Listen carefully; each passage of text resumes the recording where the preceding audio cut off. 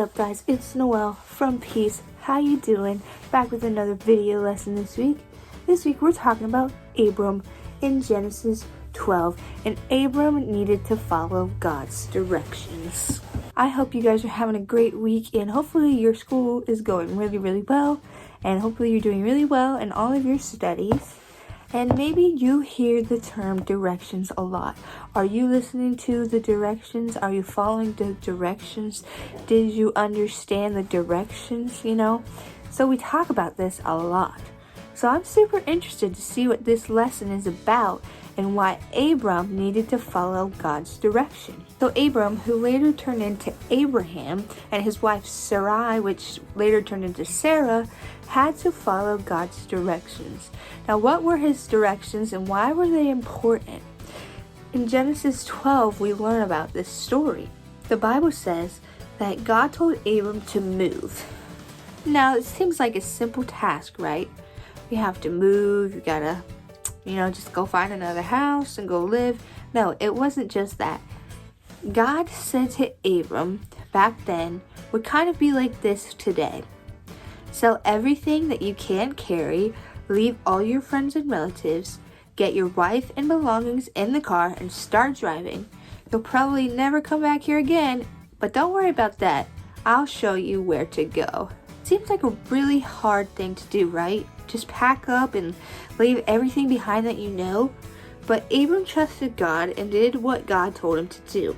He took Sarai, all his riches, and all of his animals, and he left home. Could you imagine packing up your whole house, everything that you can carry? You can't take anything else, just what you can carry, and just take your immediate family who lives in your house, leaving your school, leaving your church, leaving all of that kind of stuff behind, and you just leave and you move somewhere else to a different city because God asked you to?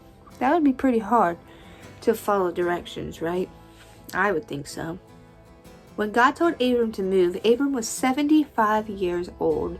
Some of your grandparents are probably 75 years old. Abram and Sarai had to travel many miles through the desert, and this trip probably took a month or more. See, they didn't have cars back then, so they were only able to travel either on horse, donkey, or camel. Probably a camel or a donkey. The only food that they had was whatever they took with them, and they had to find water to drink along the way. At night, they had to sleep on the ground, and Abram might have wanted to turn around and go home many times, but he trusted God to show him the way and to keep him safe. See, they didn't have hotels, they didn't have gas stations where they could just stop and go get a snack or water or restaurants. They just had to travel through the desert, which was hot and probably got cold at night, and they had to find water wherever they could find water. They couldn't just buy it whenever they wanted. Abram had a long and hard journey, and after this, him and his family stopped at a place called Shechem and set up their camp beside an old tree. God was pleased with Abram because Abram had trusted him. God appeared to Abram and told him that all the land would one day belong to Abram's children, grandchildren, and great-grandchildren. When God rewarded Abram built an altar to God. An altar is a special place to worship God. Abram built that altar so everyone would know that God had visited him in that place. After that, Abram traveled a little farther and set up a camp again, and he built another altar and worshiped God there. So the equivalent to this these days is what some people would call church planting. They would go to a city, they would open up a church, and get the church settled in for a place for people to worship God. Then they would move to another city and plant more churches. And it just goes on and on. That's kind of what Abram was doing. But back then, they didn't really have churches. They had what they called altars.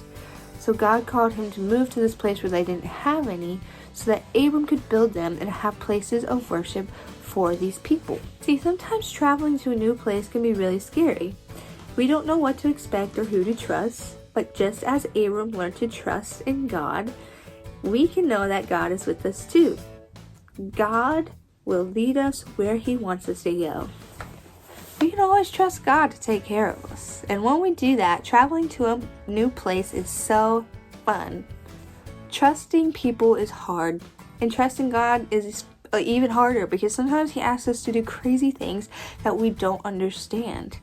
This week's key verse is Proverbs 3:5 that says, "Trust in the Lord with all your heart." Kind of how we talked about loving God with all your heart, soul, and mind. Well, you got to trust him with all of your heart. And it's going to be really hard, but it's what we're called to do, and we got to do it, man. God will bless us when we do. So we learned today that we can always trust God. He wants us to trust him and seek him every day. Abram and Sarai were so sure of God that they moved everything they had to a new place without knowing where they were going. And we can trust God like that too. Here are just a few things that you can do to show God that you trust him and to remember our lesson this week. Invite a friend over to your house and give him or her a tour of your house. And then talk about the journey that God asked Abram to take a new home and how Abram trusted him. And each night before you go to bed, thank God for the way that he took care of you that day. And pray that you'll be able to trust him to keep taking care of you. Think of a struggle that your family is having and then tell your parents why you trust God to take care of your family. We can trust God, and he wants us to trust him always. I pray that you guys learn to trust God this week with your whole heart, because he is going to bless you and your family in so many ways when you do.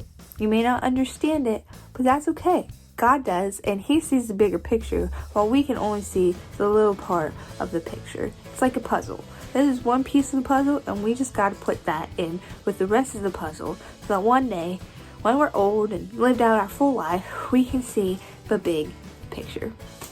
Have a great week, guys. In 2 weeks, we're starting back up Sunday school, November 8th. So be on the lookout for details of what parents and kids need to know about that reopening. Thank you guys so much for hanging out with me. I will see you next week. Bye.